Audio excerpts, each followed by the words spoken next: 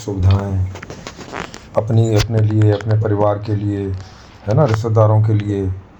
तो जितनी भी सारी समस्याएं हैं कि शादी करनी है तो बड़ा दहेज चाहिए, या लड़का ढूंढो कहाँ मिलेगा ढंग का, या लड़की कहाँ मिलेगी ढंग की।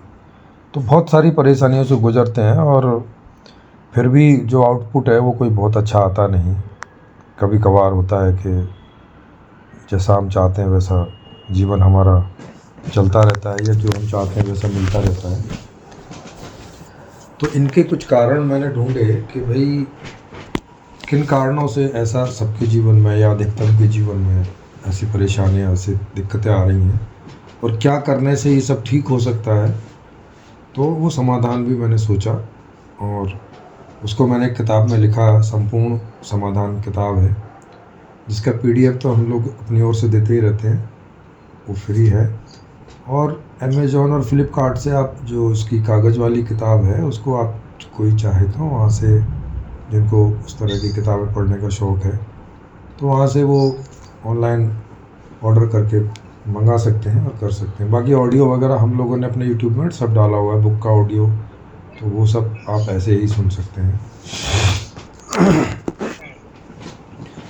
तो जब मैंने इस पर पूरा ऑब्जर्वेशन किया तो इसके मूल कारण में जो कुछ निकला वो मैं आपको बताऊं, ताकि आप लोगों के ख्याल में आए कि हम डे टू डे लाइफ में देखते हैं कि भाई हमें सबसे ज़्यादा समस्या क्या होती है। मतलब हर चीज़ के सामने एक चीज़ आड़े आ जाती है, वो रहता है पैसा।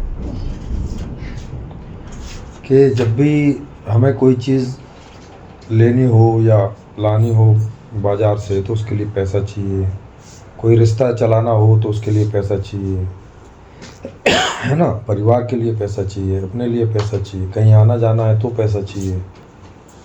तो मतलब एक कदम भी रखो तो उसमें पैसे का इस्तेमाल होता है ना। कहीं रिक्शे में बैठो, कहीं कुछ भी करो, माने बिना पैसे के नहीं होता। और उसमें भी मांडवाली करते फिरो कि भाई 50 की जगह 40 ले ले, 10 ले ले, 30 ले ले, 20 ले ले, है ना, इस तरह के सब। और ज़्यादातर लोगों के पास पैसा भी नहीं है। अगर आप ऑक्सफैम की रिपोर्ट देखेंगे, जो सारी दुनिया का आर्थिक लेखा जोखा रखती है, एक संस्था है ऐसी इंटरनेशनल ऑक्सफैम, तो उसका डाटा आप देखेंगे तो वो पूरी दुनिया में बताती है कि 82% जो धन है वो 1% लोगों की जेब में जाता है। माने पूरी दुनिया की जो इनकम है, एक साल की आय होती है ना, जैसे आप सैलरी लेते हैं या कोई काम करते हैं तो उसमें जो बचत होती है, वो जो आय है पूरी, वो अगर उसे 100% बोलें हम तो उसमें से 82% तो एक आदमी यानी 1% की जेब में जाती है। और बाकी जो 18% है वो बाकी जितने लोग बचे अब दुनिया में 1% के अलावा 99% उसमें वो गुजारा करते हैं। और भारत के मामले में ये देखेंगे तो यहाँ 73% है कि 73% जो इनकम है वो 1% की जेब में जा रही है, और बाकी 27% में भारत के जो बाकी 99% नागरिक हैं वो अपना उसमें गुजारा करते हैं। और इन 99% में भी ऊपर के 8-9% का आप देख लो तो इस 27% में से भी उन्हीं के पास ज़्यादा जाता है। अब जो नीचे के 50% लोग हैं उनके पास तो क्या ही आता होगा, 2-4% इनकम कुल मुश्किल से आती होगी पूरी, अगर टोटल इनकम का ऐसे परसेंटेज निकालें तो सीधी सी बात है कि वो कुछ नहीं कर सकते। या तो भीख मांगो, या तो कोई क्राइम करके पैसा कमाओ, या ठगो किसी को, या बैंक से लोन ले लो फिर वापस ना दो। माने कुछ ना कुछ ऐसा उन्हें करना पड़ता है कि अब यही तरीका रह जाता है उनके पास जीवन का। क्योंकि जो बेरोज़गारी है वो आप देख ही रहे हैं कि सरकारें लाख कोशिशें कर रही हैं, हर देश की सरकारें कोशिशें कर रही हैं, लेकिन वो अपनी 1/3 जनता से ज़्यादा को रोज़गार प्राप्त नहीं करा पा रही हैं। और वो क्यों नहीं करा पा रही हैं वो मैं अभी आपको बताऊंगा कि उसके पीछे क्या वजह है, और उस वजह से ही ये सारी दिक्कतें आ रही हैं। अब वो क्या है, तो इसे ऐसा करके समझें कि जैसा एक चीज़ आप समझ ही गए कि बाज़ार में से कुछ भी मांग करने के लिए आपके पास पैसा होना ज़रूरी है। अगर आपके पास पैसा नहीं है तो आप बाज़ार में किसी से मांग नहीं कर सकते, कोई दुकानदार या कोई भी आपको कोई प्रोडक्ट या सर्विस देगा नहीं। तो अब आप बिना पैसे के मांग नहीं कर सकते और पैसा आपके पास है नहीं है, तो ज़्यादातर लोग मांग ही नहीं कर पाते हैं।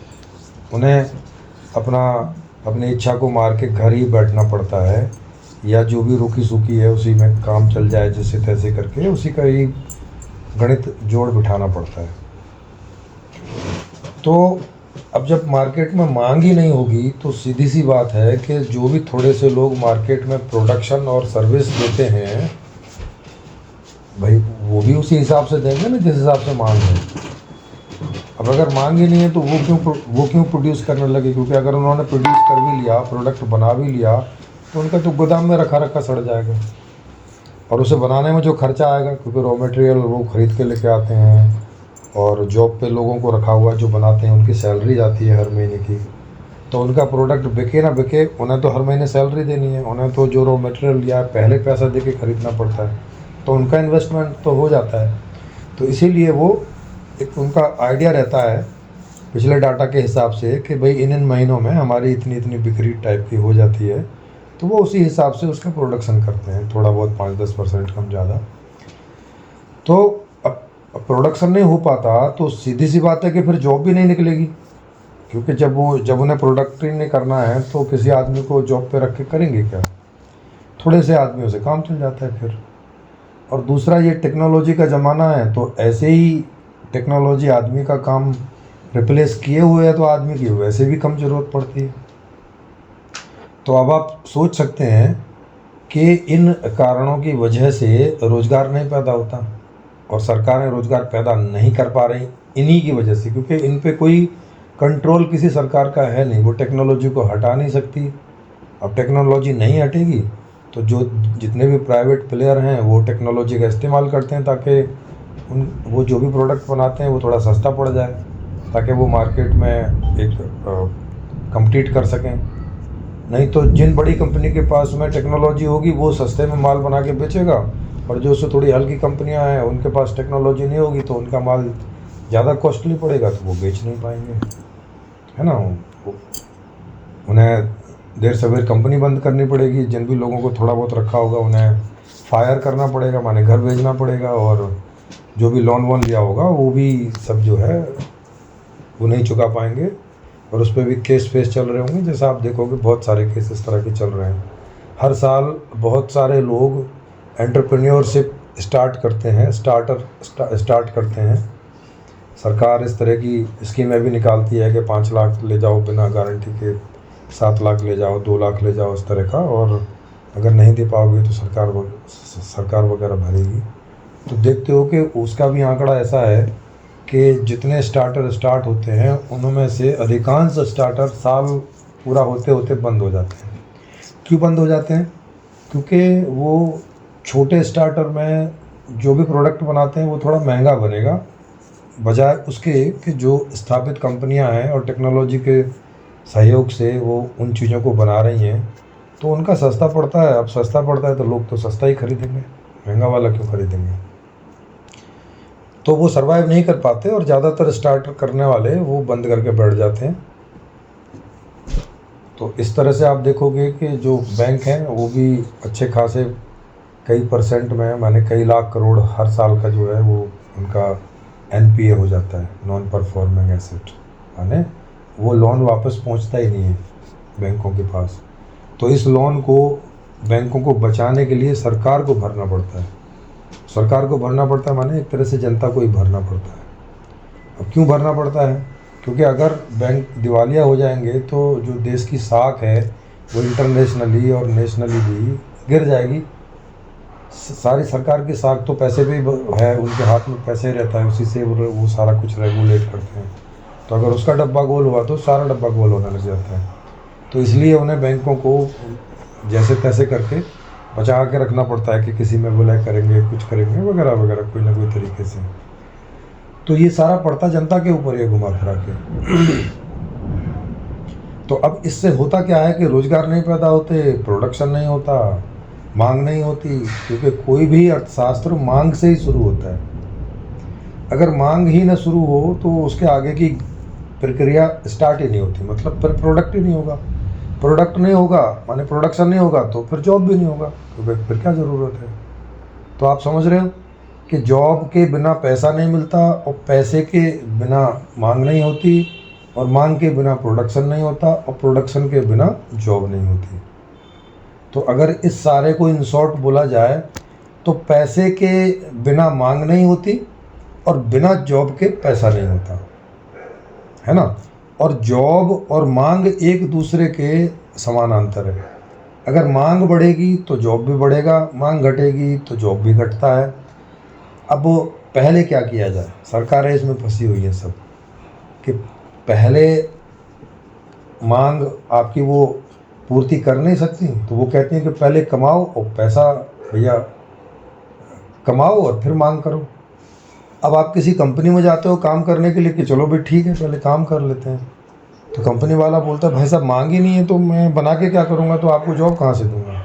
तो एक काम करो, पहले जाके मांग करो, मांग करोगे तो मेरी कंपनी में मांग आएगी तो मैं आपको नौकर रख लूँगा। तो इंडस्ट्रियलिस्ट बोलता है कि पहले मांग करो तो फिर मैं आपको जॉब दूंगा। और बाज़ार में जो बनी है जहाँ से हम सामान खरीदते हैं वो कहते हैं ना भाई साहब पहले पैसा लाओ फिर मैं आपको सामान दूंगा। तो अब जो आम आदमी है वो इसमें फंस जाता है, क्योंकि वो जॉब है नहीं तो जॉब नहीं कर पाता, और पैसा नहीं होता तो मांग भी नहीं कर पाता। तो माने ना वो मांग कर पाता है ना उसे जॉब मिलती है, तो वो इस अर्थशास्त्र की पूरी प्रक्रिया से बाहर ही रहता है। तो 50-60% लोग प्राइवेट सरकारी सब लगा के वो इस अर्थशास्त्र की प्रक्रिया से बाहर ही रहते हैं। या तो वो गरीबी में जीवन अपना जीते हैं, या तो कहीं दान वान लेके गरीबाई में काम चलाते हैं, या तो कुछ क्राइम वगैरह कुछ ठगी वगी करके अपना जैसे तैसे जो भी है कुछ कर कराते ऐसा कोशिश करते हैं।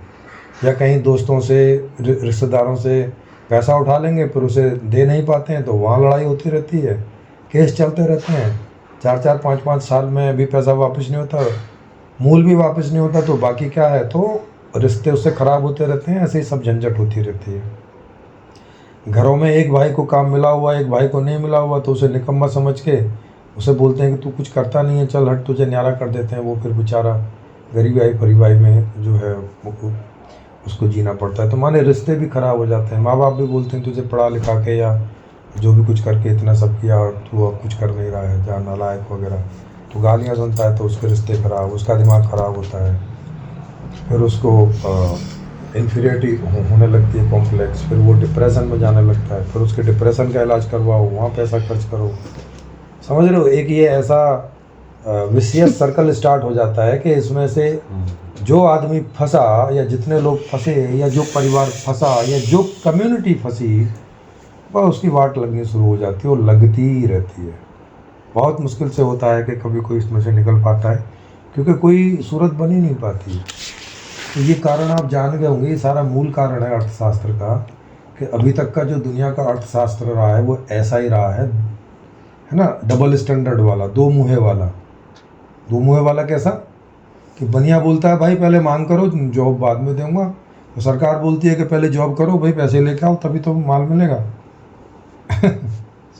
समझ रहे हैं माने, हाँ माने ये ऐसे है जैसे आप बैंक में जाते हो ना कभी कभी, तो एक काउंटर पे जाते हो उसको बोलते हो कि भाई साहब मुझे ये काम करवाना, वो आपको चौथे काउंटर पे भेज देता, बोले वो चौथे पे चले जाओ वहाँ हो जाएगा। चौथे वाले पे जाते हो वो बोलता है नहीं तीसरे पे चले जाओ वहाँ हो जाएगा। तीसरे वाले पे जाते हो वो बोलता है नहीं फिर 7वें पे जाओ। फिर वो जब सारी जगह धक्के खा लेता है फिर बोलते नहीं वो आपका तो काम बहुत क्रिटिकल है भाई, आप तो मैनेजर से बात करो। अब मैनेजर के पास जाते हैं, वहाँ 5 आदमी पहले से खड़े होते हैं, तो 1 घंटा पहले लाइन में लगो, नंबर आएगा तो फिर बात करो। फिर वो बोलता है कि जी आपका तो कुछ हो ही नहीं सकता है, तो अब आप घर चले जाओ। तो माने ऐसी हालत हो रखी है आदमी की कि वो ना घर का है ना घाट का है, और घर का घाट का क्या, घर तो है ही नहीं है, और घाट पे भीड़ इतनी है कि वहाँ होके क्या करेगा। तो ऐसी सब हालत बन रखी है। अब इसका सॉल्यूशन क्या हो सकता है ना। तो अब अगर आप लोगों को कोई इस पे सवाल हो जो मैंने कारण बताया है, तो उसको हम लोग पहले आंसर कर सकते हैं, फिर मैं इसका जब आपके वो हो जाएंगे तो फिर मैं इसका सॉल्यूशन बताऊंगा। फिर उसमें भी आप कोई क्वेश्चन आपको उठे तो आप पूछ सकते हैं। माने जो कारण मैंने बताया, अगर किसी को लगे कि ना ना ये कोई कारण है, कारण तो दूसरे हैं कि भाई साहब आदमी तो मतलब बेकार है, काम नहीं करता है, पढ़ता नहीं है, या आलसी है, या कामचोर है, या जो भी बहुत सारी बातें बोली जाती हैं लोगों के बारे में, तो ये कारण है, ये कोई कारण नहीं है जो आपने बताया वगैरह वगैरह। अमीर लोग है वो हरामी है। हाँ, तो ऐसे कोई भी आपके सवाल हों तो वो आप पूछ सकते हो। पॉलिटिशियन है वो झूठे हैं, कुछ भी आपको हाँ, जो कुछ भी लगता मतलब है, जो मैंने कारण बताया आपको मूल में, इसके अलावा आपको कुछ भी कारण लगते हो या इस कारण पर कोई शको स्वभाव हो तो आप पूछ सकते हैं, तो मैं आपको और एक्सप्लेन कर दूं। जी, आप कोई क्वेश्चन आंसर, कोई प्रश्न उत्तर करने विषय जो बात कर जो हमारा कोई पूछना चाहो तो आप पूछ सकते, ये तो आगे चर्चा आगे अच्छा।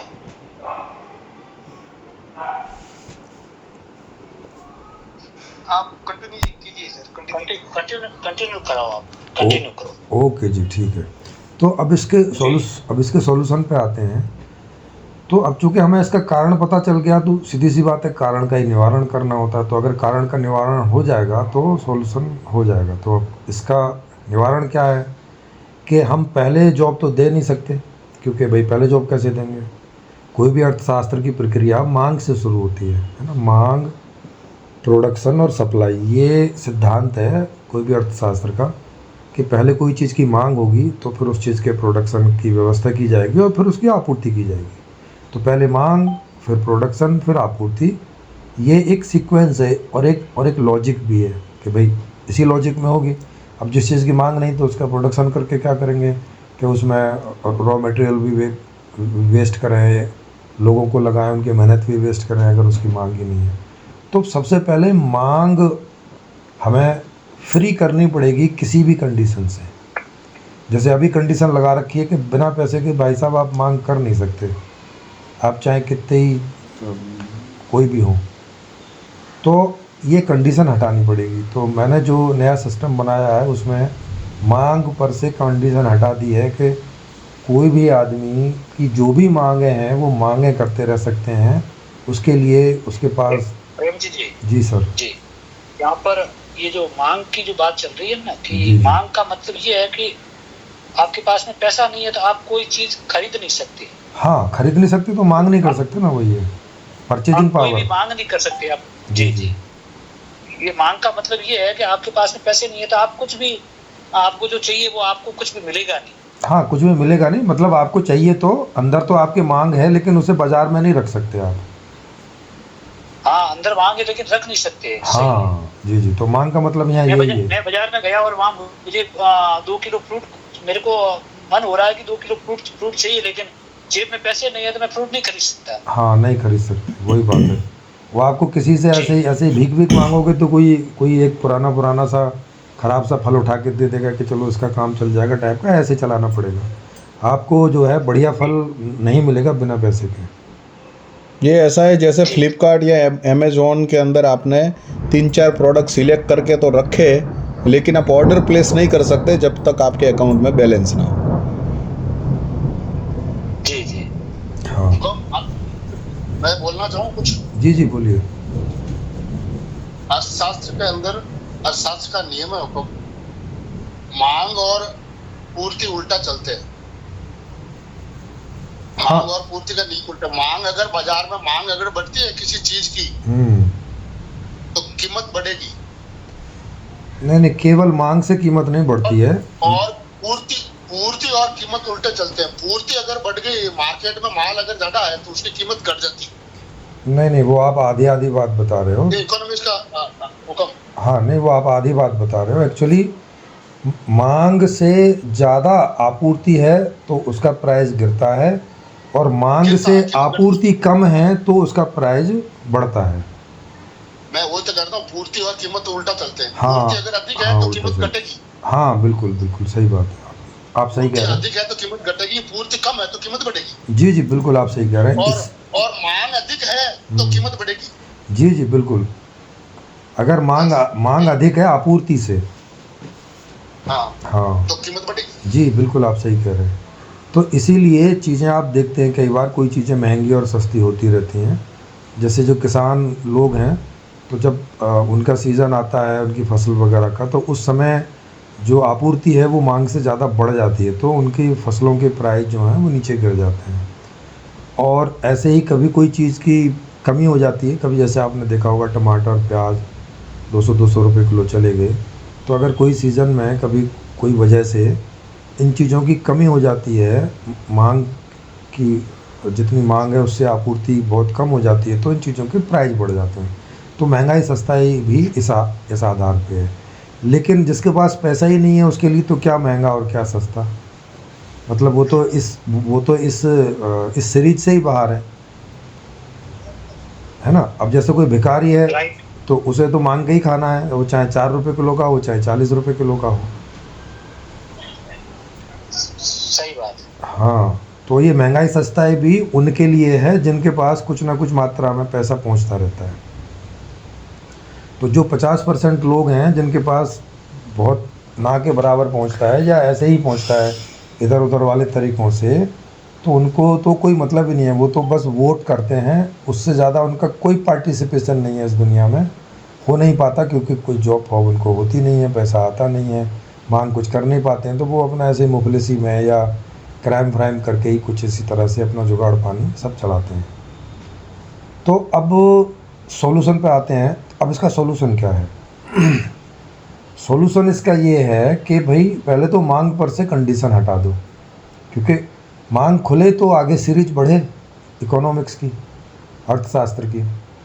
तो मांग को संपूर्ण समाधान का जो प्रस्ताव है नए अर्थशास्त्र का, वो ये है कि वहाँ मांग को किसी भी कंडीशन से फ्री कर दिया है कि क्योंकि उस व्यवस्था में करेंसी है नहीं, करेंसी हटा दी, क्योंकि करेंसी रखने से ये समस्या हो रही है कि लोग मांग ही नहीं कर पा रहे, तो वहाँ से करेंसी हटा दी, बोले नहीं है इसकी ज़रूरत, हटाओ।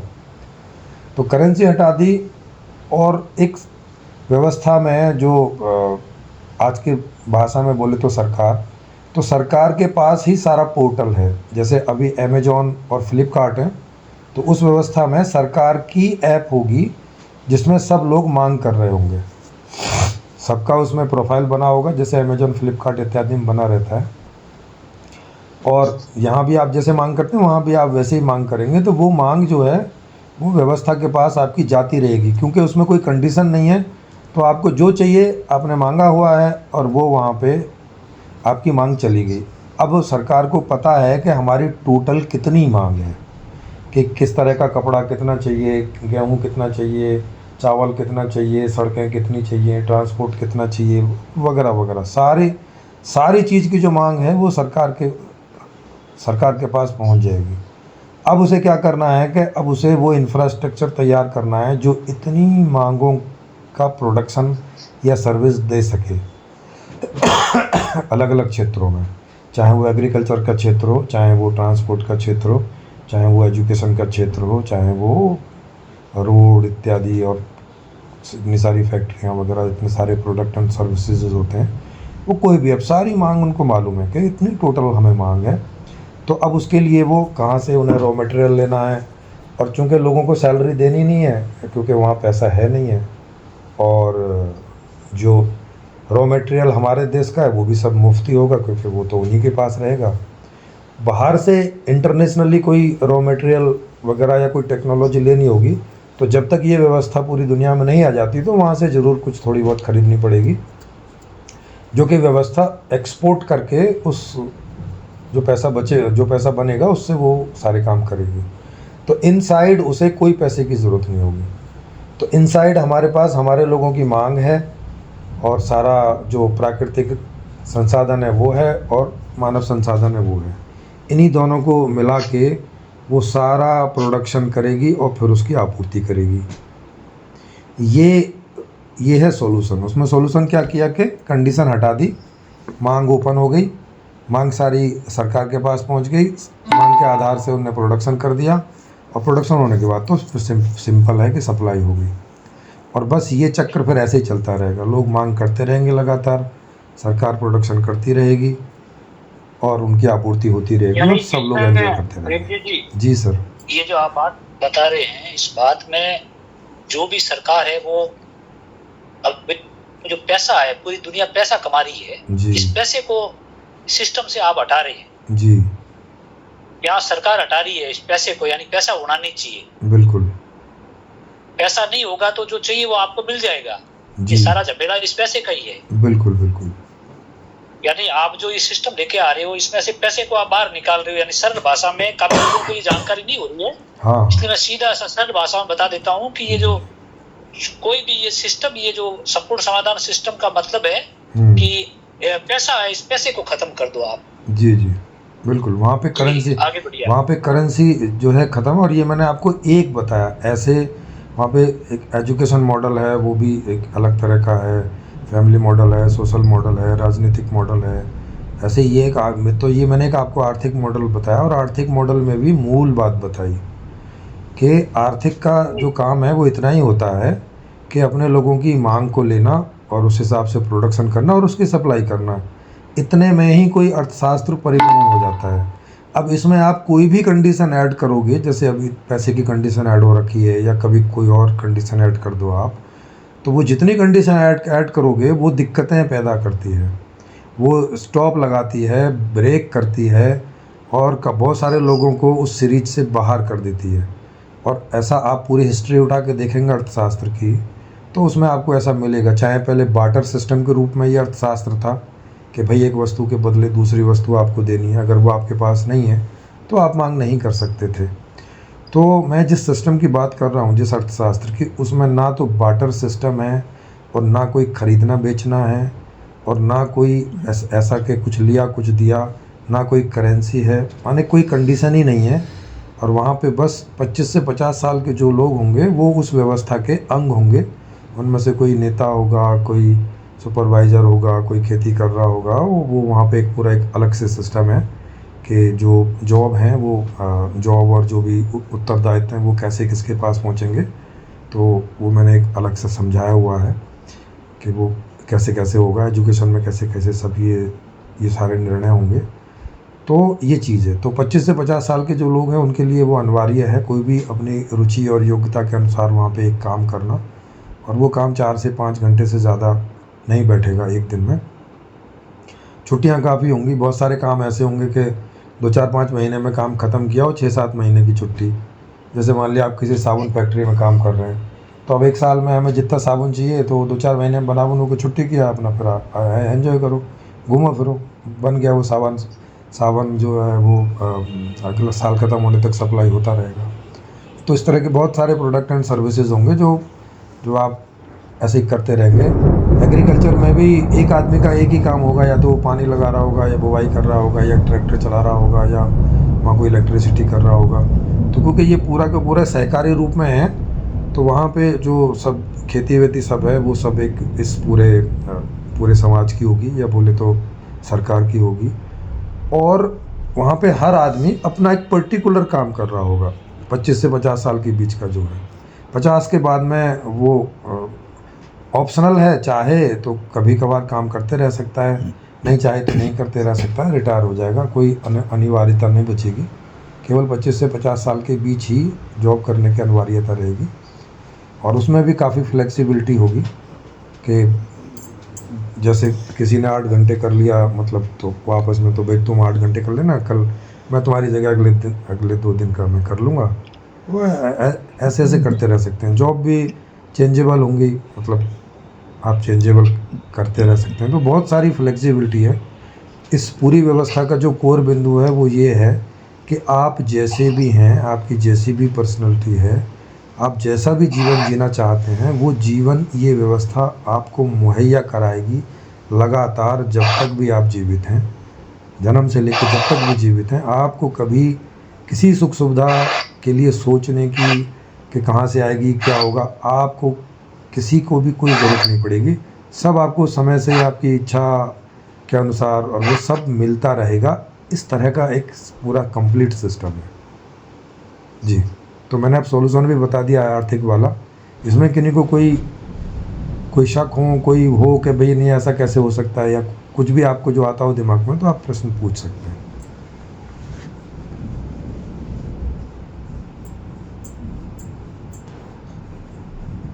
आपसे एक विशेष ये बात थी कि सरल भाषा में, क्योंकि हमने तो काफी बार आपकी बातें सुनी है, जी लेकिन यहाँ पर जो भी मौजूद है, काफी लोग अभी तक ये समझ नहीं पाए हैं कि आप मान लो कुछ बातें होंगी, कुछ बातें अभी भी समझ से बाहर हैं।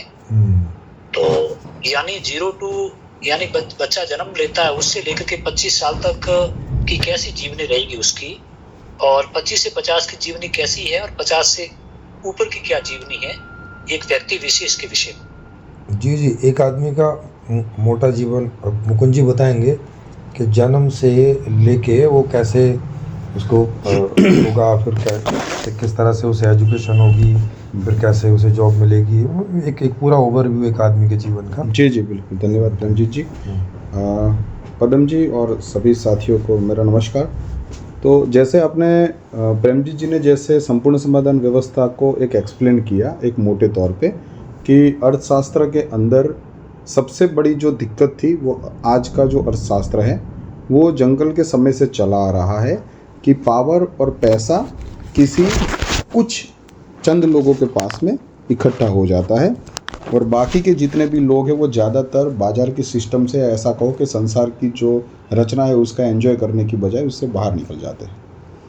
तो वो सारे लोगों को एंट्री मिल सके, वो सारे लोग जो है वो आपस में एक समान भाव से जी सके, एक समान भाव से संसार में जितनी भी चीज़ें पैदा होती है उस प्रोडक्ट एंड सर्विसेज का लाभ ले सके, मतलब सेवा का एंड उत्पादों का, प्रोडक्ट्स का लाभ ले सके, इसके लिए इसको मांग से हटा दिया।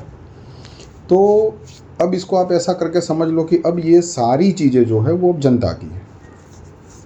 पब्लिक एक दूसरे को सहयोग करेगी, सारी जो भी चीज़ें प्रोडक्शन करनी है, सर्विसेज समाज में चाहिए उन सब के लिए, जिसको जो आता होगा, जो जैसा प्रकृति ने उसको बनाया है वो प्रकृतिगत ही बड़ा होगा, विकसित होगा, पढ़ेगा, लिखेगा, बाद में उस प्रकार का काम करेगा और अपनी सेवा देगा।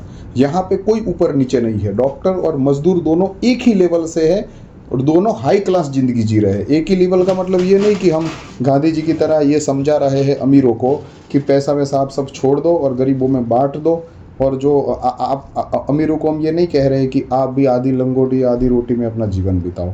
हम ये वाली बात नहीं कर रहे। हम ये बोल रहे हैं कि अमीर तो अपनी जो बेस्ट ज़िंदगी जी रहे हैं वो जी रहे हैं, लेकिन दूसरे भी सारे जो है वो अपलिफ्ट होके ऊपर उठ के और उनके जैसी सारे लोग ज़िंदगी जी सकते हैं आपस में मिल के, ये हो सकता है।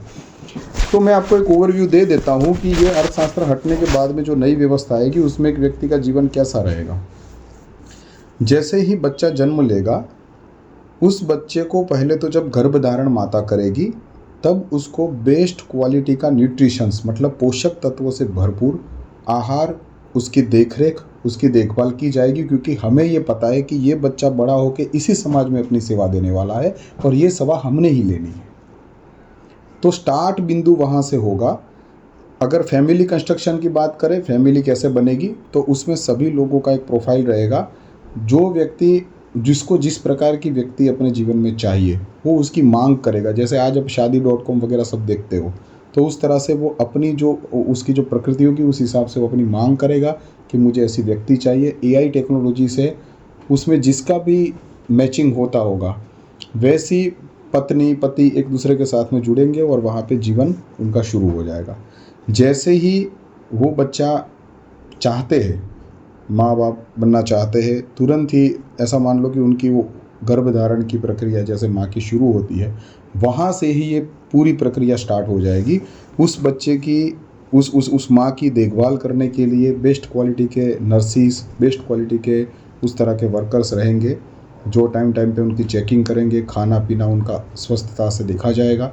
जब वो बच्चा कुदरती रूप से या सिजेरियन से जैसे ही वो जन्म लेता है, उसके बाद में उस बच्चे को एक पर्टिकुलर आयु तक, जैसे हम सामान्य तौर पे देखें कि 3-4 साल तक बच्चा हो माँ के आधार पे रहेगा। अगर कोई माँ है वो वीक है, उसकी कंडीशन ख़राब है, अगर माँ की आकस्मिक कोई प्रॉब्लम्स हो जाती है और वो बच्चे की देखभाल नहीं कर सकती है, तो इसके लिए एक चिल्ड्रन डेवलपमेंट प्रोटेक्शन सेंटर भी रहेगा कि वहाँ पे जो है दूसरी नर्सिस या दूसरी ताई, ऐसा समझ ले कि घर के अंदर, अमीरों के घर के अंदर भी आज ये देखा जाता है कि माँ जो है वो जॉब कर रही है, कुछ बिजी है, तो वो एक बहन को रख लेती है, वो बच्चे को बड़ा करती है। उस कंडीशन में तो रूल्स रहेगा कि जो भी व्यक्ति बच्चा चाहती है वो माँ को ही उसको वो प्रेम देना पड़ेगा। अगर वो प्रेम देने के लिए तैयार है तभी वो गर्भ धारण कर सकती है, ये रूल्स रहेगा। माँ उसको प्यार देती है, अगर कोई दिक्कत होती है तो वहाँ पे एक चिल्ड्रन डेवलपमेंट सेंटर रहेगा। अब वो बच्चा जब एक आयु तक बड़ा हो जाएगा, जैसे मान लो 5 साल तक का बच्चा हो गया, तो अब वहाँ से उसका एजुकेशन सिस्टम स्टार्ट होगा। एजुकेशन सिस्टम में कैसा रहेगा कि पहले उसका एक एनालिसिस किया जाएगा। अगर आप संपूर्ण समाधान व्यवस्था को पढ़ोगे तो आप पाओगे कि हमने मनुष्य के 4 अलग अलग लेवल के वर्गीकरण किए हैं, और ये वर्ण व्यवस्था से बिल्कुल भिन्न है, उस तरह का नहीं है। ये मैं कैसा है मैं आपको थोड़ा सा एक्सप्लेन कर देता हूँ कि जिस तरह से आप प्रकृति में अभ्यास करते हो कि अलग अलग प्रकार के वृक्ष है और उनकी अलग अलग उपयोगिता है, ये प्रकृति ने निर्मित किया हुआ है। जैसे तुलसी का बीज है तो उसका अपना एक आकार है कि आप उसको कितना भी पानी पिलाओगे वो 2 फीट ही 2-2.5 फीट ही अपना घेराव में वो बड़ी हो सकती है। आम का वृक्ष है तो वो 50 फीट तक बड़ा हो सकता है, और इस तरह से वो अपने आम जो है 5-7 साल बाद में दे सकता है। तो इस तरह से जो प्रकृति की बायोडाइवर्सिटी है और उसमें विविधता है, इस तरह से मनुष्यों में पण कुल मोटी मोटी 4 प्रकार के लोग हैं। एक व्यक्ति वैसा है जो मूलभूत में प्रकृति में से पैदा हुआ है, उसकी अंदर की इच्छा रहती है कि मैं शरीर के संबंधित सारे काम करूं, मतलब मैं मजदूरी करूं, किसानी करूं, पशुपालन करूं या कोई दूसरे प्रकार का शारीरिक श्रम करूं, ये इच्छा उसमें रहती है। तो एक इस प्रकार के बच्चे हैं। दूसरे एक उस प्रकार के बच्चे हैं कि जिनके अंदर इच्छा रहती है कि मैं साइकोलॉजिकल काम करूं, मतलब मानसिक लेवल का काम करूं, सोचना समझना, व्यापार मतलब विनिमय मैनेजमेंट में जो लोग होंगे भविष्य में, उस तरह की इच्छाएं रहती है। तीसरा एक बच्चा होता है जिसकी अंदर इमोशन सेंटर मतलब हृदय उसका सेंटर है, वो भावात्मक तल पे विकसित होता है और उसका काम है कि दूसरे को भी अनुभव करना। जैसे आप एग्जाम्पल के रूप में ऐसा समझ लो कि एक व्यक्ति एक्टिवा से एक पति पत्नी दोनों जा रहे हैं।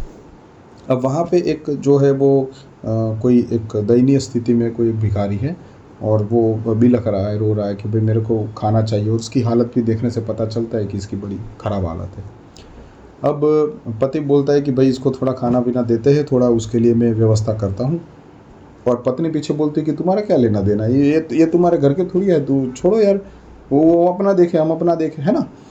तो अब ये 2 अलग अलग प्रकार के यहाँ पे व्यक्ति है। एक है जिसको अनुभव होता है उसका दुख दर्द, और दूसरा व्यक्ति है वो ऐसा सोचता है कि ये तो मेरा हिस्सा नहीं है, ये कुछ अलग है, इसका वो अपना देखेगा, हम अपना देखते हैं, तुम घर संभालो, घर में रहो, इस प्रकार का सूचना मिलती है। तो ऐसा क्यों होता है? क्योंकि एक व्यक्ति जो है वो हृदय केंद्रित है, वो समाज के सुख से सुखी, दुख से दुखी, उस प्रकार का अनुभव करता है। एक है वो फैमिली सेंटर्ड है, मनो लेवल का व्यक्ति है, वो मानसिक रूप से 4-5 लोगों के साथ में जुड़ सकता है, उनके बारे में सोच सकता है, इससे आगे का वो देख नहीं सकता, सोच नहीं सकता। एक शारीरिक तल का आदमी है कि उसको कुटुंब में बहुत सारी चीज़ों की जिम्मेदारियों की बात करोगे तो वो फैमिली के अंदर भी इन्वॉल्व नहीं होगा, वो खाली अपना सोचेगा, बस मुझे खाना टाइम से मिल जाए, सोना टाइम से मिल जाए, बाकी मैं ये काम करता रहूँगा, बस खाना पीना सोना मेरा हो गया ख़त्म। तो ये अलग अलग प्रकार के व्यक्ति है। अब इसमें एक चौथा भी व्यक्ति है जो कॉन्शियस सेंटर मतलब प्रकृति केंद्र है या आत्म केंद्र है, ऐसा बोल सकते हैं। वो प्रकृति से जुड़ा हुआ होता है, वो पशु पंछी मतलब आप ऐसा समझ लो कि वृक्ष कट रहे हैं कहीं पर, तो उसको ये समझ आती है कि ये वृक्ष यहाँ पे कट जाएंगे तो फ्यूचर में यहाँ पे बारिश की इश्यूज होगी और उस वजह से काफ़ी सारे किसान परेशान होंगे और उसके कारण फिर फसलों की दिक्कत होगी। मतलब ये वो रचना को भी देख पाता है जो बोल नहीं रही है। हृदय से जीता हुआ जो आदमी है वो समाज तक सीमित है, लेकिन आत्म तत्व से जो जीता है वो प्रकृति को भी समझ सकता है, उसके भी फॉर्मूलाज को जान सकता है। तो एजुकेशन मॉडल में इस प्रकार के 4 जो अलग अलग बच्चे हैं उनका एनालिसिस किया जाएगा। आज हम क्या करते हैं, आज के एजुकेशन मॉडल में कैसा है कि जब वर्गखंड के अंदर सामने 100 बच्चे बैठे हैं और सबको गणित सिखाया जाता है, सबको विज्ञान सिखाने के लिए प्रेशर दिया जाता है।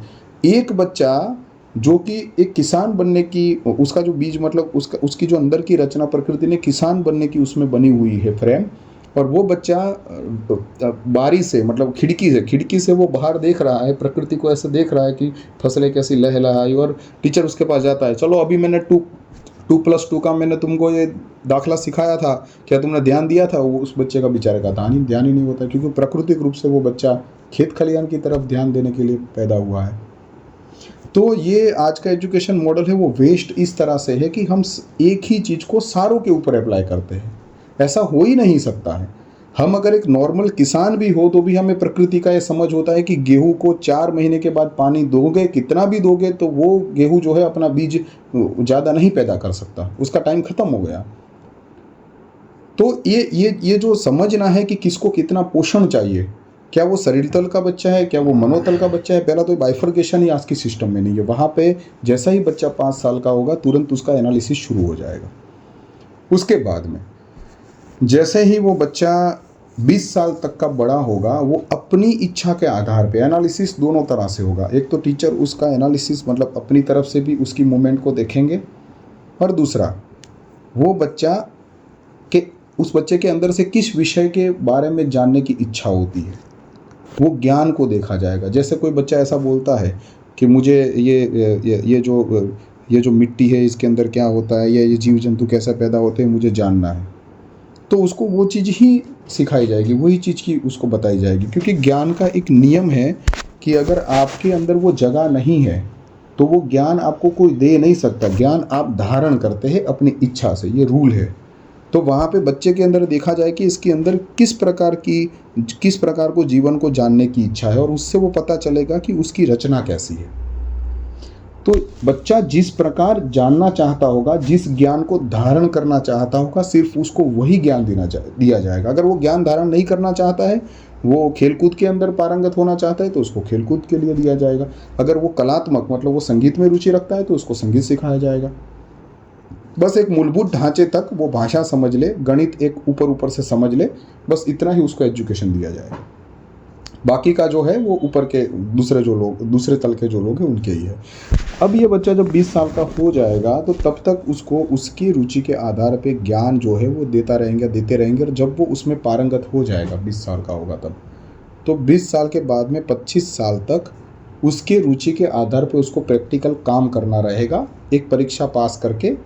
और जब वो उसमें उत्तीर्ण हो जाएगा कि हाँ अब ये जो है वो एक मैकेनिकल इंजीनियर बनना चाहता था, तो अब ये मैकेनिकल इंजीनियर के रूप में ये अपनी सेवा समाज में दे सकता है।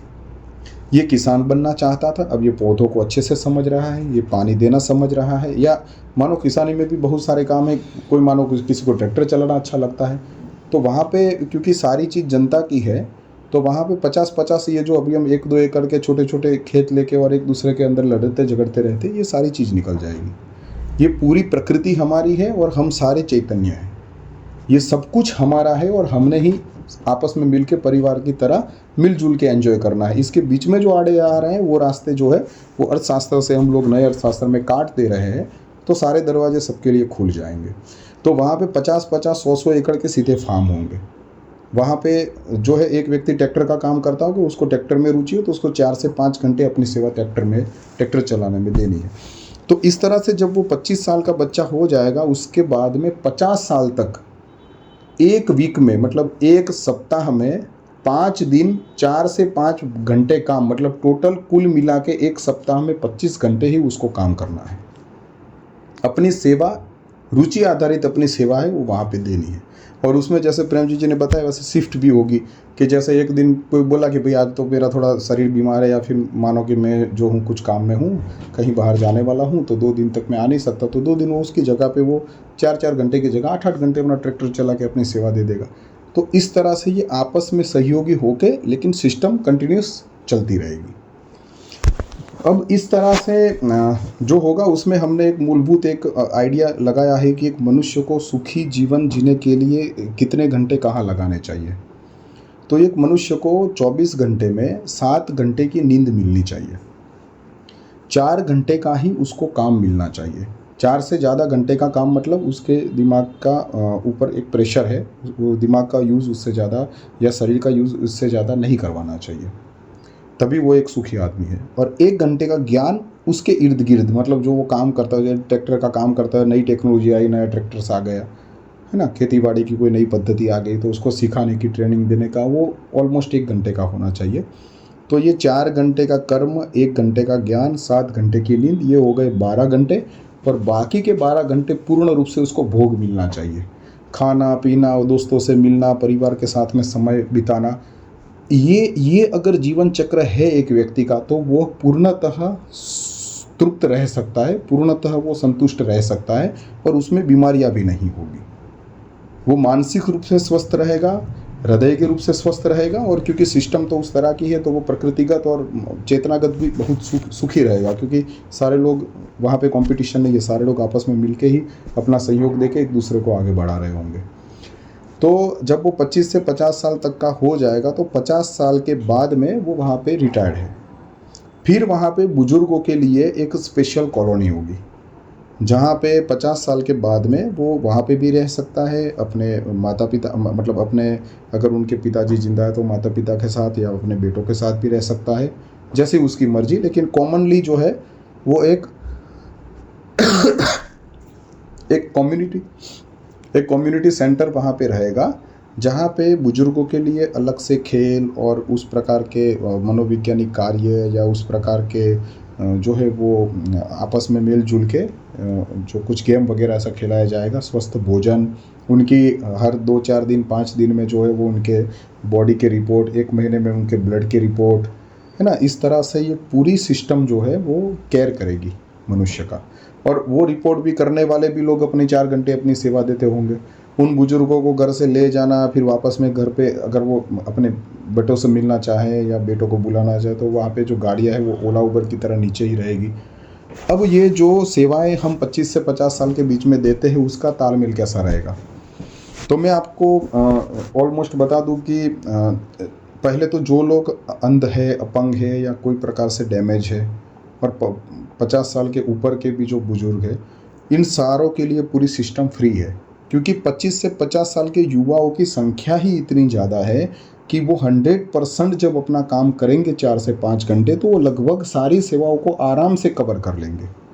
फिर उनको किसी अंध अपंग को इसमें इन्वॉल्व करने की कोई ज़रूरत नहीं है। अब ये 25 से 50 साल के युवा है, वो ज़्यादा से ज़्यादा सेवा दूसरी देने के लिए फ्री कैसे होंगे? तो पहले तो देखो, स्त्री और पुरुष हमारे सामने 2 कैटेगरी है सेवा लेने के लिए, देने के लिए। आज हमारे घर में क्या हो रहा है कि एक घर है, उसमें 4-5 लोग हैं, वहाँ पे एक महिला है, बहन हो या अपनी बेटी हो या फिर माँ हो, एक स्त्री है, वो सुबह शाम 4 घंटे, मतलब टोटल 3 से 4 घंटे सुबह, 3 से 4 घंटे शाम को सिर्फ 4-5 लोगों के लिए खाना बनाने में व्यस्त है। हमने आज की सिस्टम में अलग से किचन रखा है, उसके अंदर बहन सुबह पहले तो जाती है, सब्जी लेके आती है, उसके बाद में काटना पीटना, फिर उसके बाद में वो सब्जी वगैरह बनाना, उसके बाद में फिर उसके बर्तन धोना, खाना सबको खिलाना। आप कुल मिला के देख लीजिए ऑलमोस्ट 3-4 घंटे का समय वहाँ पे चला जाता है। शाम को भी 3-4 घंटे का समय चला जाता है। वहाँ पे रहने के लिए नगरीय व्यवस्था ऐसी है कि हमने फैमिली को एक मॉडल के रूप में लिया है, क्योंकि ज़्यादातर लोग हैं वो परिवार का सुख चाहते हैं और आज परिवार ही छिन्न भिन्न हो गए हैं। तो हमने जो फैमिली का मॉडल रखा है वो ऐसा रखा है कि 3-4 लोग जो भी फैमिली के होंगे, जहाँ पे भी सेवा देते होंगे, वहाँ पे उसको फ्लैट सरकार की तरफ से दिया जाएगा, फुल फैसिलिटी वाला। लेकिन उस फ्लैट के अंदर किचन नहीं होगा, उसमें हॉल होगा, बेडरूम होगा और एक फ्रिज वगैरह होगा। आरओ प्लांट की व्यवस्था ऐसी है कि वो 25 माले की एक बिल्डिंग होगी। मतलब आपको मैं नगर की रचना थोड़ी बता देता हूँ कि वो कैसे हम रहेंगे। वहाँ पे 20 से 25 माले की बिल्डिंग होगी। हर एक जो फ्लोर है वहाँ पे 4-5 फ्लैट होंगे। मतलब आप ऐसा समझ लो 4-5 घर होंगे। मतलब ऐसा समझ लो कि एक जो बड़ा सा फ्लैट होगा उसमें लगभग 100 घर होंगे। हर एक घर में 2 से 4 लोग आप मान के चलो तो लगभग 400-500 लोग जो हो एक ही फ्लैट में रहते होंगे। उनका कॉमन आरओ ऊपर ही रहेगा। मतलब घर में अलग से आरओ रखने की व्यवस्था नहीं है। अब घर में से किचन भी हट गया है, किचन वहाँ पे नहीं होगा। सोलर पैनल जो है वो ज़्यादातर उसके जो बिल्डिंग है उसके आसपास में लगी होंगी। और हमने 25 माले की 20 माले की बिल्डिंग क्यों तय की है, क्योंकि हम अभी क्या देख रहे हैं कि ज़मीन तल के 1-2 रूम के मकान बनाने के लिए, किचन बनाने के लिए हमने प्रकृति का इतना भक्षण कर दिया है कि लगभग ज़्यादातर जंगल और ज़्यादातर जो प्रकृति की जगह है वो हमने ऑक्यूपाई कर दी है। हमने पशु पंछी और छोटे छोटे जीव जंतु से लेके जो प्रकृति की पूरी सीरीज है उसका सत्यानाश कर दिया है। वहाँ पर ऐसा रहेगा कि मनुष्य थोड़ी गिचता में रहेंगे, नज़दीक नज़दीक रहेंगे, और वृक्ष और प्रकृति के लिए ज़्यादा से ज़्यादा जगह हम खोलेंगे। मतलब वहाँ पे एक अनुपात होगा कि एक मनुष्य अगर अपने पूरे जीवन में इतनी सांसें लेता है, इतना कार्बन डाइऑक्साइड लेता है और इतनी फैक्ट्रीज से सामान पैदा होता है, तो उसके सामने एक फैक्ट्री बराबर 1000 वृक्ष, एक मनुष्य बराबर 5 वृक्ष, इस तरह से कैलकुलेट करके जो भी देश में व्यवस्था लागू होगी वहाँ पे उस तरह से ही कॉलोनी जो है वो गिन के बनाई जाएगी प्रॉपर। अब वहाँ पे जो फ्लैट्स है वो ऐसे एक 400-500 लोगों का एक बड़ा बिल्डिंग, ऐसा दूसरा बिल्डिंग, तीसरा बिल्डिंग, या 10-15 हज़ार लोगों का जब एक ऐसे राउंड में बिल्डिंग का जो सेंटर बनेगा, वैसी एक कॉलोनी के बीच में पार्क है, प्लेग्राउंड है, फिर उसमें स्विमिंग पूल है, लाइब्रेरी है, थिएटर है, ये सारी चीज़ें उसमें कॉमन ही रहेगी। आपको घर में अलग से टीवी की ज़रूरत नहीं, आप सीधे थिएटर में जाओ और देखो। अगर आपको ऐसा लगे कि मुझे अलग से कुछ मूवी वगैरह देखना, तो आप अलग से भी टीवी मंगवा सकते हो। लेकिन ज़्यादातर जो है वो लोग एक दूसरे के साथ में मिलजुल कर एंजॉय करते होंगे। घर का जो स्ट्रक्चर है वो सिर्फ सोने के लिए ही रहेगा। नीचे बैठक करने के लिए, बातचीत करने के लिए भी पार्क, और पार्क के अंदर भी बैठने की बढ़िया व्यवस्थाएँ रहेगी। खाने के लिए कॉमन कम्युनिटी सेंटर किचन रहेगा। कम्युनिटी किचन के अंदर ऐसा नहीं है कि आज हम जाते तो सब्जी रोटी दाल चावल 3-4 चीज़ें, नहीं भैया। बढ़िया सी जो होटल होती है जिसके अंदर बहुत सारे लोग जो है वो अलग अलग एक्सपर्ट्स होंगे, जैसे कोई साउथ इंडियन अच्छा बनाता है, कोई चाइनीज़ अच्छा बनाता है, तो उसके अलग अलग डिपार्टमेंट वहाँ पे रहेगी और जिसको जो चाहिए वो खा सकता है। अगर आपको कोई स्पेशल डिशेस मंगवानी हो तो आपके पास प्रोफाइल रहेगी, आपके पास ऑनलाइन ऑर्डर की व्यवस्था रहेगी, तो आप 2-3 घंटे पहले उस चीज़ को एडवांस में ऑर्डर कर सकते हैं। तो जो भी चीज़ चाहिए इसका एक टाइमिंग रहेगा कि भाई ये चीज़ आपको टाइमिंग चाहिए तो आपको ऑन द स्पॉट मिल जाएगी, अगर ये चीज़ चाहिए तो आपको 2 घंटे पहले ऑर्डर करना पड़ेगा। तो ये सारी चीज़ें जो है वो ओपन रहेगी। तो मतलब खाने पीने की वहाँ पे व्यवस्था के लिए हम महिलाओं को जो है वो कष्ट नहीं देंगे, उनको इन्वॉल्व नहीं करेंगे। महिलाओं जिनमें खाने बनाने की इच्छा होगी वो कम्युनिटी किचन में जाके अपनी सेवा देगी। भाई जो महिला अच्छा हलवा बना सकती है वो सबके लिए बनाएगी ना, क्यों हम घर के 4 लोगों के लिए बनाएं। जो अच्छी पाव भाजी बनाएगी वो सबके लिए बनाएगी। तो ये खाने की हो गई। अब कपड़े जूते और जो हमारी पर्सनल जो ज़रूरत है उसके लिए बीच में एक मॉल रहेगा। आपको जो भी चाहिए आप जाइए वहाँ पे सिलेक्ट कीजिए, उसको आप लेके आइए, पहनिए, और जब धोने की बात आए तो वहाँ पे कॉमन सेंटर भी रहेगा कपड़े कलेक्शन करने का। आपको सारे कपड़े वहाँ पे दे देने हैं, कॉमन जगह पे जाएंगे, वहाँ पे साफ़ सूफ होकर आपको वापस आ जाएंगे। अगर उसमें कोई फटा मेला गंदा कुछ भी है तो सिस्टम ऑटोमेटिक उसको बाईपास कर देगी। तो ये चीज़ है। आपके पास मोबाइल है, मोबाइल बढ़िया से बढ़िया जो मोबाइल है, अगर आप आज देखो कि एप्पल का एक मोबाइल है और एक 10-12 हज़ार का मोबाइल, अगर आप दोनों की वजन करोगे, वेट करोगे, तो वो दोनों ऑलमोस्ट सेम होंगे। मटेरियल की बात आती है तो उसमें कहीं पर सिल्वर का यूज़ होता है, कहीं पर टाइटेनियम का यूज़ होता है, कहीं पर वहाँ पे कॉपर का यूज़ होता है। सिंपल वाले मोबाइल में धातु की थोड़ी बहुत चेंजेस होती है, क्योंकि वहाँ पे अब धातु की वैल्यूएशन नहीं है, सिस्टम पूरी टोटली ओपन है और सबके लिए है। तो धातु का जो यूज़ है वो टेक्नोलॉजी के अंदर सबसे ज़्यादा होगा और वो ओपनली होगा। तो ऐसा समझ लो कि बेस्ट क्वालिटी के जो अभी 1-1.5 लाख के मोबाइल है वो सबके लिए तैयार किए जाएंगे। वहाँ पे एक ही प्रकार का चार्जर होगा। अगर आज खोज हुई है 100 वाट के चार्जर की, तो सारे लोग 100 वाट का चार्जर ही यूज़ करते होंगे। मोबाइल में 4-5 अलग अलग प्रकार के मॉडल जैसी लोगों की डिमांड रहती है। किसी में कैमरा अच्छा होगा, किसी में ये चीज़ अच्छी होगी, मानो किसी का शेप वैसा होगा, किसी की स्क्रीन बड़ी होगी। तो ऐसे 3-4 प्रकार की जो वेराइटीज़ है वही अवेलेबल होगी और सबके लिए अवेलेबल होगी। कार वगैरह का जो उत्पादन है वो भी सबसे बढ़िया क्वालिटी की सबके लिए होगी और वो कॉमन ओला उबर की तरह आगे पड़ी रहेगी। उसमें उसके बाजू में भी ड्राइवर्स अपनी सेवा देने के लिए रहेंगे। कोई भी ऑर्डर करेगा कि मुझे एक जगह से दूसरी जगह पे जाना है, वहाँ पे ड्राइवर भी अपनी 4 घंटे की सेवा देता होगा। कुल मिला के ये पूरी व्यवस्था हमने ही चलानी है, लेकिन कोई भी चीज़ किसी की पर्सनल नहीं रहेगी, सारी चीज़ सबकी है। बस आपको दे दिया कि भाई ये फ्लैट आपका है, ये कॉलोनी आपकी है, वो आपने चॉइस की। उस कॉलोनी में भी अलग अलग प्रकार के बुद्धि के, अलग अलग प्रकार की डिमांड वाले अलग अलग प्रकार के लोग रहेंगे। कोई ऐसी कॉलोनी होगी जिसमें सारे लोग नॉन वेज वाले होंगे, भाई जिनको नॉन वेज खाना होगा वो अपनी अलग कॉलोनी में रहे, जो वेज वाले हैं वो अलग कॉलोनी में रहे। कोई किस प्रकार का अलग पोशाक वाले जो लोग होंगे उनका अलग होगा। तो ये डिपेंड करता है कि हम कहीं पर लोगों के कल्चर को ज़्यादा नहीं बदल रहे हैं, जो लोग जैसे होंगे बस उनके मैचिंग के लोगों को एकजुट करके और एक जगह पे बसाया जाएगा। इस तरह से ये पूरी जो सिस्टम है वो बनेगी।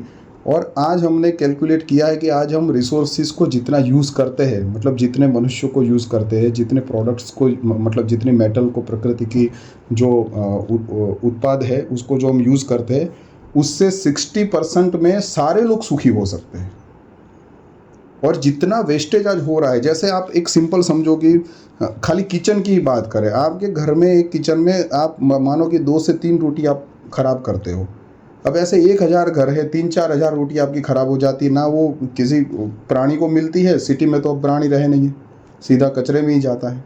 अब उसका वो बायोमास, उसका क्लियरेंस होता है कि नहीं होता है, उसमें से कोई उत्पाद बनती है कि नहीं बनती, या फिर वेस्ट बनता है, वो तो आप जानते ही हो कि अभी रिसाइकलिंग करना इतना महंगा हो गया है कि सरकार किसी चीज़ को रिसाइकल कर ही नहीं रही है। ज़्यादातर चीज़ें जो है वो वेस्ट है और वो प्रकृति में प्रदूषण पैदा कर रही है। इस वजह से हम बीमार पड़ते हैं।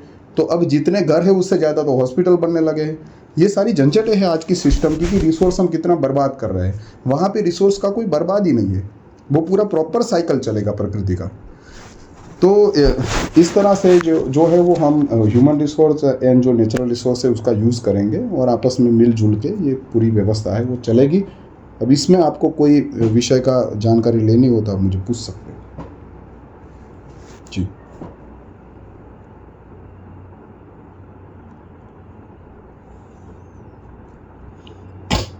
कोई जानकारी चाहिए विषय में थे हमारी जो भी बात कितनी समझ में आई, कितनी समझ में नहीं आई, वो अपना अपना विषय है।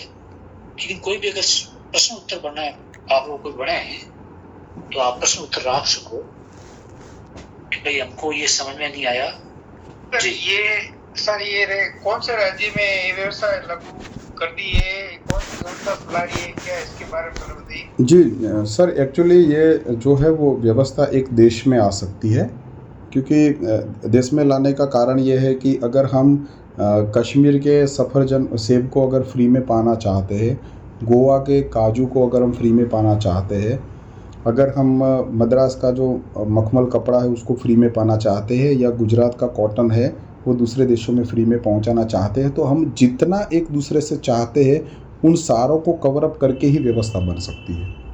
अगर मानो मैंने एक गांव के अंदर ये व्यवस्था लाने की कोशिश की, तो मैं गांव की जो प्रोडक्शन हो रही है चीज़ें वो तो मैं सब में फ्री में बांट सकूंगा और उसकी सेवा ले सकूंगा, लेकिन दूसरी चीज़ें मुझे मिल नहीं सकती।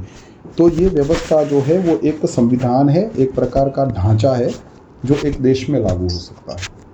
सर अभी ये वर्तमान में आप सर्वे कर रहे हो कि कोई ये संस्था ऑलरेडी संचालन है कि क्या? प्रैक्टिकल धरातल पे इसका जो लाने का रास्ता है वो यही है कि वे एक देश में आ सकती है। अब हमारी जो संस्था है उसका क्या काम है मैं आपको बता दूं।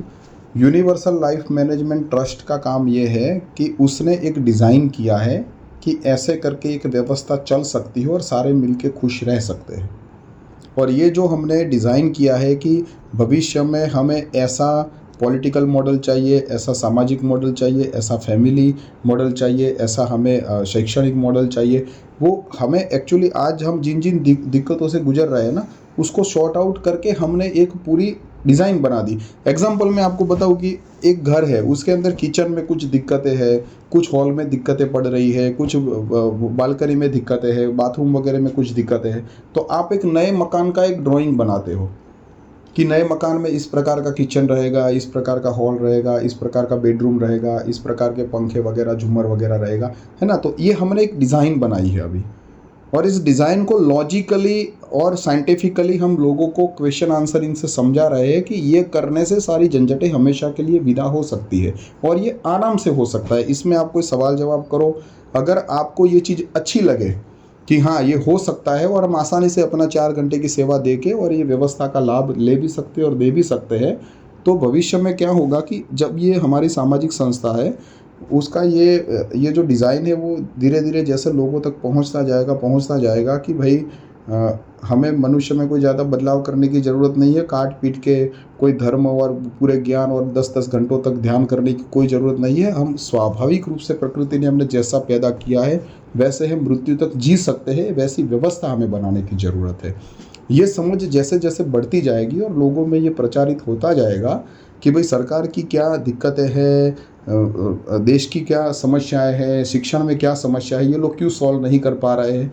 तो अभी हम ये साइकोलॉजिकली सारी चीज़ों को लोगों के बीच में रख रहे हैं। जिस दिन ज़्यादातर लोगों के पास ये पहुंच जाएगी, मतलब देश के 50% से ज़्यादा लोगों के पास ये चीज़ पहुंच जाएगी, उसके बाद में जब लोग मांग करेंगे कि हमें ये व्यवस्था लानी है, तो उस वक्त की जो भी पॉलिटिकल पार्टी होगी उसको हम जनादेश मतलब जनता की तरफ से एक मत रखेंगे कि भाई ये चीज़ जनता चाहती है, आप इसको लाओ।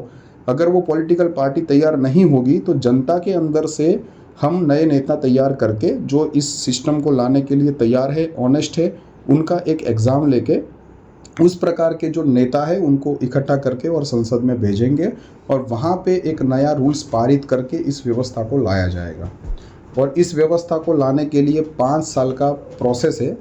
आज हम जिस व्यवस्था में जी रहे हैं, आज की जो व्यवस्था है उसको पूरी बदल के ये पूरी नई, जैसे हम राजाशाही में जी रहे थे तो राजाशाही में से इस व्यवस्था को लाने में लगभग 3 साल लगे। सारे राजा रजवाड़े इकट्ठे करके और जो सरदार जी है उन्होंने तो ला दिया व्यवस्था। उसके बाद में 2-2.5 साल तक इसका संविधान के ऊपर चर्चा चली और फिर बाद में 1950 में संविधान भी लागू हुआ। तो इस तरह से इसको 3-4 साल लगे। इस तरह से आज की जो व्यवस्था है उसमें से नई व्यवस्था कि जिसमें 100% लोगों के लिए सारे रास्ते खुल जाएंगे और आपस में कुटुंब की तरह अच्छे से रह सकते हैं, बहुत अच्छे से रह सकते हैं। तो उस प्रकार की व्यवस्था में जाने का भी 3 से 5 साल का समय है और जो भी सांसद, जो भी राजकारणीय लोग हैं, जो जनता चुनेगी उनको वोट देगी और उनको बांध के भेजेगी कि 5 साल में आपने ये काम करना है और उस तरह से जो है वो ये व्यवस्था जो है वो भविष्य में आकार लेगी। अभी हम इसको प्रेजेंट कर रहे हैं, इस डिज़ाइन को, इसके पीछे के जो आइडियाज़ है, इसके पीछे का जो वैज्ञानिक कारण है, लॉजिक तर्क है, उन सारी चीज़ों को अभी हम रख रहे हैं लोगों के बीच में।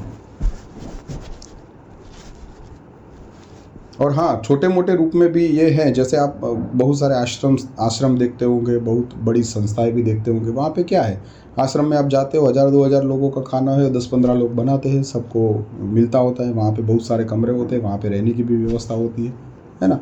तो लेकिन ये भी क्या है कि एक खाली छोटे मोटे तल पे है कि खाना पीना बस ये नॉर्मल सब चलता रहे। लेकिन आश्रमों से हम कोई मानव का कोई बड़ा रिसर्च या बहुत बड़ा जंप नहीं ले सकते हैं। उसके लिए हमें बहुत सारी टेक्नोलॉजीज चाहिए, बहुत सारे भविष्य में हम बहुत सारा मानव अपने आप में भी एक खोजी प्राणी है, वो बहुत और कुछ अचीव करना चाहता है। उसके लिए रिसर्च स्टेशंस चाहिए, साइंटिफिक वर्क चाहिए। तो कुल मिला के एक पूरा देश ही इसमें सम्मिलित हो सकता है। एक दुक्के या एक आध राज्य का भी इसमें कोई ज़्यादा इसमें अचीव नहीं कर सकता है। एक देश मिनिमम चाहिए इसको लाने के लिए। क्या सर ये आपके हिसाब से इंडिया में ये ऐसा संभव है क्या आपके हिसाब से? आप अपने अंदर कंफर्म करो कि अगर आपको ऐसी व्यवस्था में जीने को मिले तो आप ये व्यवस्था चाहोगे कि नहीं चाहोगे?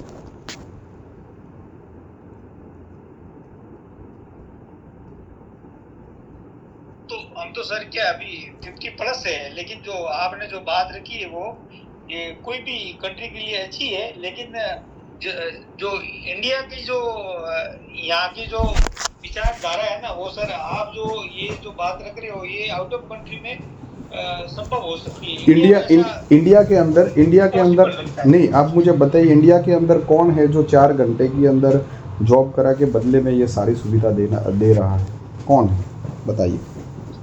नहीं, अभी तक तो कोई हमें तो सुना नहीं है, पहली बार आपसे सुना। अगर आप 50+ है तो जो 25+ है जो जॉब कर रहे हैं उनको पूछिएगा कि मैंने अभी ग्रुप के अंदर जो ये मीटिंग शुरू उसके पहले एक वीडियो डाला है, ऑडियो वीडियो डाला है, 45 मुद्दों में संपूर्ण समाधान व्यवस्था, ऐसा करके। वो ऑडियो वीडियो को आप देख के भी समझ सकते हो कि ये व्यवस्था 45 किस प्रकार के लाभ जो है वो लोगों को दिलवाएगी। आप किसी भी युवा से पूछिएगा कि आपको 4 घंटे काम करना है, वो भी आपकी रुचि का। आज की व्यवस्था में क्या हो रखा है, जिसको डॉक्टर बनना है वो मजदूर बन के बैठा है, जिसको मजदूर बनना है उसको पियानो पकड़ा दिया है, पियानो जिसको बजाना है उसको इंजेक्शन पकड़ा दिया, भाई तो डॉक्टर बन, है ना। ये सारी चीज़ें नहीं। आप प्राकृतिक रूप से जो चाहते हो वो आपको 4 घंटे करना है और बदले में आपको कंप्लीट ऐसी व्यवस्था मिलेगी। आप किसी युवा से पूछ लीजिएगा, युवा बोलेगा ना, इंडिया का युवा बोलेगा, विदेश का युवा बोलेगा, आप एक बार सुनिएगा वो क्या चाहता है। जी।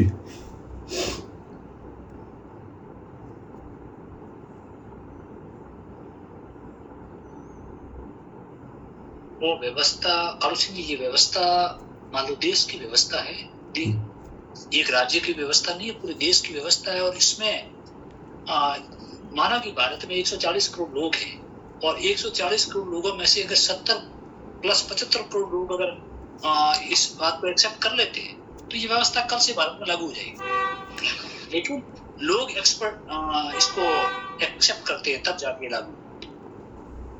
और लोगों को आराम से अगर कोई जिंदगी मिले, अच्छी तरीके से जिंदगी मिले, हर चीज उनको मुफ्त में मिले, किसी चीज का कोई कीमत नहीं हो और उनको अच्छी जिंदगी मिले, 2-4 घंटे काम करने से अगर अच्छी जिंदगी मिलती है तो लोग क्यों नहीं सोचेंगे उस विषय में? लोगों ने सोचना ही है। जी, हम लोगों ने जो व्यवस्था डिज़ाइन की है उसके अंदर ऐसा समझ लो आपकी, जैसे मैंने एक एग्जांपल दिया कि भाई 1000 घर है, उसमें 1000 महिलाएं हैं, वो सुबह शाम 1000 कुटुंब के लिए मतलब 5000 लोगों के लिए खाना बनाती है। वहीं 5000 लोगों का अगर नीचे कम्युनिटी किचन हो तो 20, 25, 30, 35 लोग ज़्यादा से ज़्यादा लगेंगे। वो 5000 लोगों को अच्छा बढ़िया टेस्टी खाना बना के खिला सकते हैं। तो हम 1000 महिलाओं को क्यों अभी इसमें इन्वॉल्व करके बैठे हैं? अगर हमें जब चाहिए तब हमें हमारी फैमिली से मिल सके, उस तरह के पति पत्नी बच्चे जब एक साथ ही एक घर में रहते हैं तो हम कहाँ कितनी बार बाहर मुसाफरी करने जाएंगे, कितनी बार हमें गाड़ी और उसकी ज़रूरत पड़ेगी। आप आज के एक फैमिली मॉडल को आप देखें, पत्नी दिल्ली में जॉब कर रही है, बेटा है वो बेंगलोर में पढ़ रहा है, पिता है वो अहमदाबाद में अपना बिजनेस कर रहा है ना। अब हम ज़्यादा संसाधन क्या यूज़ करते हैं, तीनों लोग अलग अलग मकान लेके बैठे हुए। पहले तो हम 3 मकान ऑक्यूपाई कर लिए, उसके भी 3 अलग अलग किचन है, हमने किचन और उसके संसाधनों को ऑक्यूपाई कर लिया।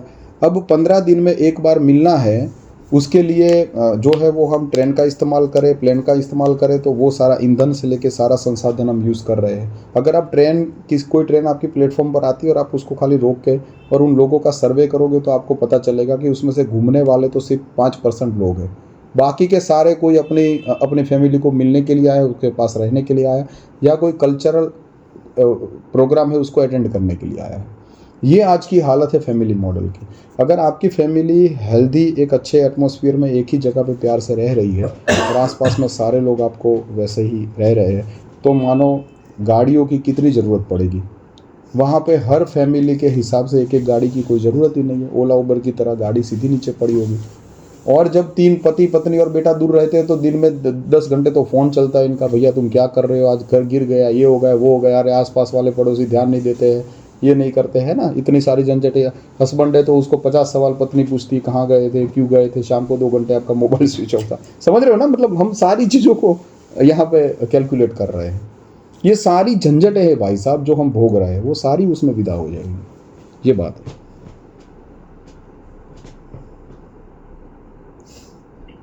जी जी नहीं, अभी आज प्रेमजीत जी क्या है कि इसमें जो भी वहां से सज्जन लोग जो जुड़े हुए हैं उन्होंने ये आपका जो ये व्यवस्था है ये पहली बार सुन रहे हैं, तो हो सकता है अचरज भी होगा, हो सकता है कुछ चीजें अभी ऊपर से भी जा रही है। तो क्या 2 बार 3 बार 4 बार रिपीट होती है तो धीरे धीरे सारी चीजें समझ में बैठती है। बिल्कुल। मैं इसके अंदर जो है वो 1-2-3 वीडियोस है वो मैं इसमें शेयर कर दूंगा। उसको देखने से आपको ये व्यवस्था और गहराई से समझ में आएगी कि ये कैसे चलती है। और आगे वाले की गाड़ी, हाँ यहाँ से देख लो आप, यहाँ से जाके आपकी गाड़ी। हाँ, तो ये और ज़्यादा समझ, प्रेमजी जी आपको फिर थोड़ा सा बोलना हो तो मैं देता हूँ। हाँ बोलिए आप संजय जी। हाँ ठीक है। तो ये जो व्यवस्था है वो बेसिकली जैसे मैंने जो ढांचा बताया इस तरह से ये चलेगी। और उसके जो वीडियोस है 2-3 वो मैं डाल देता हूँ, एक पुस्तक में डाल देता हूँ अभी। और प्रेमजीत जी का भी नंबर है, मेरा भी नंबर है, तो हमारा नंबर भी यहाँ पे रहेगा। आप अगर कोई प्रश्न चाहो तो फिर डायरेक्ट हमें कांटेक्ट करके पूछ सकते हो। और लगभग 2000 से ज़्यादा हमने वीडियो बनाए हुए हैं, तो जो भी सज्जन विज़िट करेगा यूट्यूब चैनल की, उसको दूसरे अलग अलग विषयों की वीडियोस भी देखने को मिल जाएंगे।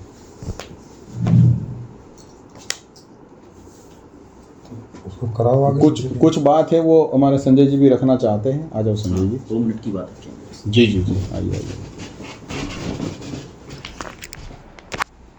बोलिए। जी सभी को नमस्कार। जी नमस्कार। हाँ, इसमें ये है कि जैसे अभी सभी लोग किसी न किसी विषय पे या समस्याओं को समाधान करने के लिए चर्चा करते ही हैं, और और जितनी भी चर्चाओं का आधार रहता है वो समस्याओं से बचने के लिए और समाधान की ओर जाने के लिए रहता है। तो कोई भी नई व्यवस्था जब आएगी समाज में तो वो चर्चाओं से गुजरेगी, सही बात है ना। और चर्चाओं में कोई एक व्यवस्था ऐसी बना सकते हैं और सभी सुखी हो सकते हैं, पहले ये सवाल खड़ा होगा। क्योंकि अभी तो हम विभिन्न प्रकार से ऐसा मान लेते हैं कि भाई माता पिता गलत हैं, माता पिता मान रहे हैं कि बच्चे गलत हैं, सब लोग बैठ के सोच रहे हैं कि नेता गलत हैं, है ना, या पुराने लोगों ने कुछ गलत कर दिया। तो इस तरह का ये जो गलत मानने की प्रक्रिया है, इससे बाहर निकलेंगे और समाधान की ओर हम सब जो है एक दिशा तय होगी हमारी कि आखिर हम सब लोग चाहते क्या हैं, और जो चाहते हैं हम सब लोग वो कैसे प्राप्त हो सकता है और उसका क्या तरीका हो सकता है, और सरल हो, सहज हो और सबको स्वीकार्य हो। जी।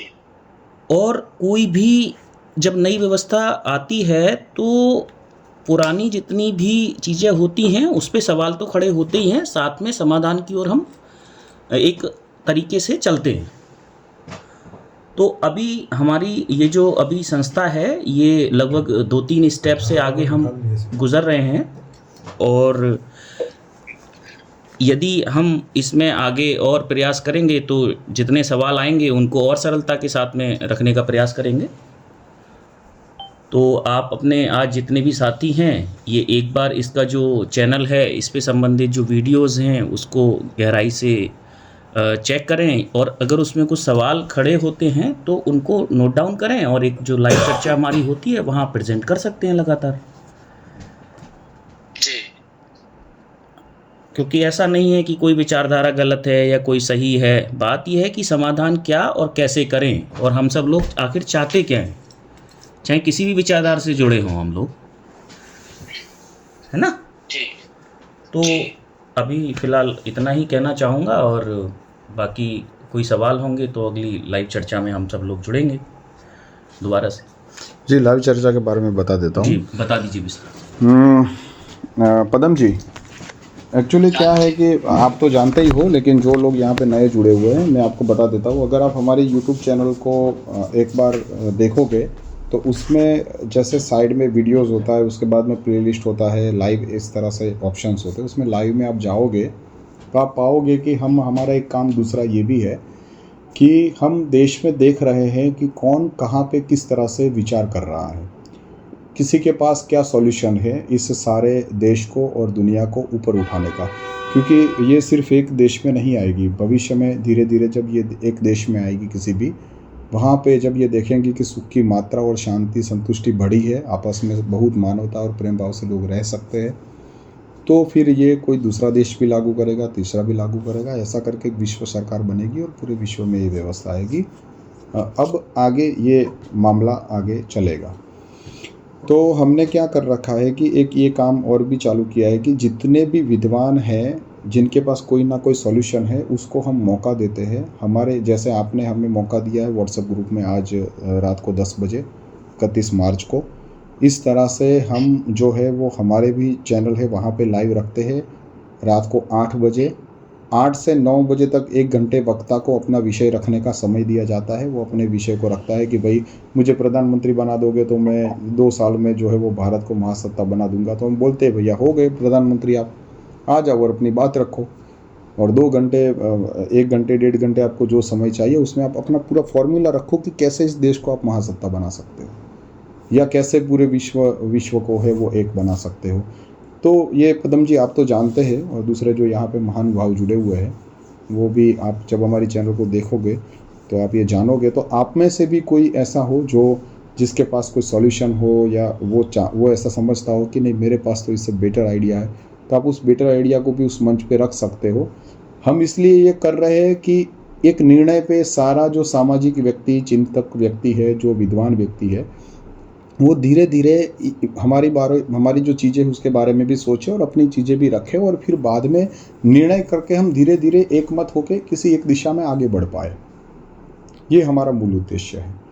तो आप हमारी जब YouTube चैनल पे जाओगे तो आप विद्वानों को भी देखोगे, दूसरे बहुत सारे विषयों के ऊपर जो चर्चाएं हुई है उसको भी आप देखोगे, और आप में से अगर कोई चाहे तो हमारे मंच के ऊपर आके भी अपनी बात रख सकता है। स्वागत है आपका। जी जी, हाँ वो मुझे तो जानकारी है, क्योंकि जो खुला मंच है, ओपन मंच पे ये 1 घंटे 1.5 घंटे के लिए जो भी वक्ता आते हैं उसमें सुप्रीम कोर्ट के जज भी आते हैं, वैज्ञानिक भी आते हैं, दार्शनिक भी आते हैं, अलग अलग क्षेत्र के लोग उसमें आते हैं और अपना अपना जो मत है वो मत वहाँ रखते हैं और उसके ऊपर डिस्कस भी होता है। बिल्कुल, आपको तो पता है कैसे प्रश्न चर्चाएं बहुत तगड़ी, कभी 8-8 घंटे की भी चर्चाएं होती है। रात को 8 बजे शुरू होती है, सवेरे 5 बजे चर्चा खत्म होती है। जी जी जी, बिल्कुल होती है, सही है। तो ये आज तो क्या एक बेसिक जानकारी के लिए हमने बात रखी थी, फिर हो सकता है कि इसको और भी ज्यादा अंदर जो चर्चा होगी इस विषय पे, हाँ, कि हमको इस विषय को थोड़ा और भी गंभीरता से इस विषय को जानना है, तो हम और भी आगे चर्चा रखेंगे। जी बिल्कुल, और मैंने ये जो चर्चा पूरी हमारी हुई 1 घंटे 20 मिनट की, इसको मैंने साइड में रिकॉर्ड भी किया है, तो आपके ग्रुप के नाम से एक वीडियो बना के हम यूट्यूब में डाल देंगे, और आपके ग्रुप में डाल के और फिर बाद में आपको वो लिंक भी हम भेज देंगे। तो आप दूसरे जो साथी हैं उनको ये अनुरोध करके ये वीडियो दिखा सकते हो, और उसके बाद में आप इसी विषय के ऊपर ग्रुप में भी चर्चा करके हमको फिर से एक बार बुलाएंगे, हम जरूर आएंगे, बातचीत करेंगे और गहराई से। और आज की जो व्यवस्था है उसमें से जो भविष्य की दूसरी व्यवस्था है, उस व्यवस्था को लाने के लिए जो बीच में 3-5 साल का एक पीरियड्स होगा, जिसको बोलते हैं ट्रांजिशन पीरियड, परिवर्तन काल।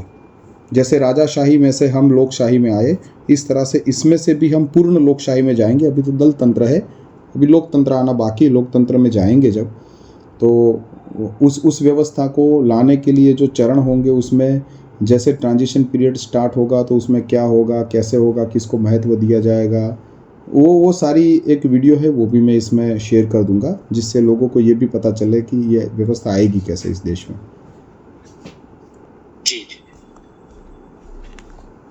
ठीक है, मैं प्रेमजीत जी को अब ये मोबाइल देता हूँ। प्रेमजीत जी आप बातचीत कीजिए जरा। ठीक है, तो सभी का बहुत बहुत शुक्रिया। आगे थोड़ा बहुत अध्ययन करें और कोई प्रश्न वगैरह हो तो फिर से दूसरी मीटिंग कर सकते हैं। ठीक है सर? जी बिल्कुल, आप इस मंच पर जुड़े और आपने अपनी बात रखी, इसके लिए आपका बहुत बहुत धन्यवाद। और इसमें जो भी कोई सकारात्मक सोच से कोई आगे जो भी बात निकलेगी तो उसके ऊपर हम आगे चर्चा करेंगे। आपका बहुत बहुत शुक्रगुजार है कि आपने अपना कीमती वक्त दिया। जी, सभी का बहुत बहुत धन्यवाद। सभी को शुभ रात्रि। जी धन्यवाद।